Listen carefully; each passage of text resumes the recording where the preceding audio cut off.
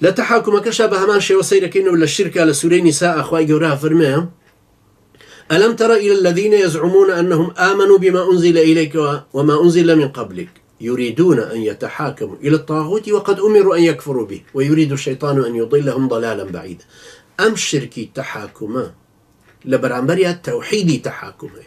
توحيدي تحاكما كيك أخوي جورها فرميهم وأنزلنا إليك الكتاب بالحق مصدقا لما بين يديه من الكتاب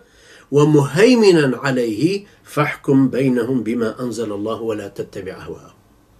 فاحكم بينهم بما أنزل الله ليرة باسي داوريك كالنيوان يانا بما أنزل الله كحكم بك كوابو أما التوحيدي تحاكما ليرة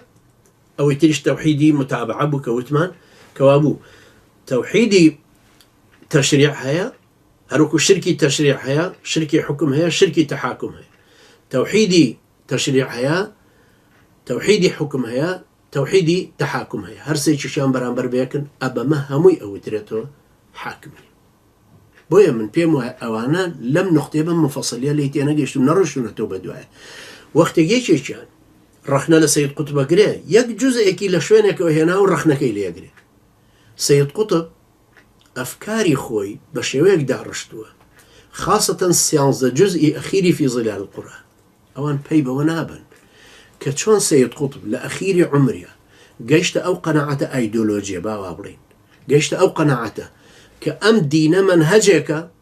جماعتي لسلكوا بيته حركتي قران كاريقك برامبر بجاهلية أم سير ركنا همو آياتكاني لجزئي حفظ برو أولى وبرو أخير أواليك دعوته أم آية بون منكباسك على سورة صفا مثلا أم آية حركتك جهاديانة هي أمتك أم جماعتك كبم دين قوش كراون يعني ليك كاتا حركتي دينك يا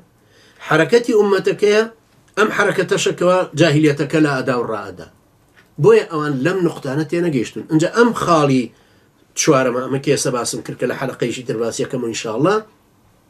أماك حكومة كان إزعاج كردو بارتي ويتشيتيج لازمنيانا بويا مليكي السعودي ودا صلاتي السعودي بهيد شوك أما قبولني كفكري سيد قطب رحمة خوالي أم هموك كبا سيد قطب شيرشن لبريا كم مسألة توحيدي حاكميتك كسلطي شرعي لو أنا سنتوا دوهم لسر أو أيديولوجيا حركية كمجتمعك أقول يبدأ صلاة الجاهلية كالهذا أناش لم نقطيات ترسن كنقطية كشورش غير يعني أو أناش كإزعاجا للدعوة سيد قطب رحمة خوالي بحاكمة كان لمروه لقل علماء حاكمة كان مخابرات كان لها مولات كان تشجيع كان ملا وحزبي سياسي وخلكاني شي تنصوفي وهرشي كهبي يد سيام بكوية تشجيع كان بويلا فكري سيد قطب بدا هم لناحي توحيدي حاكمية هم لناحي حركتي توحيدك حركتي دينك وهنا نبيشوي استخلافك أرجي همو إنسانك لسرزبي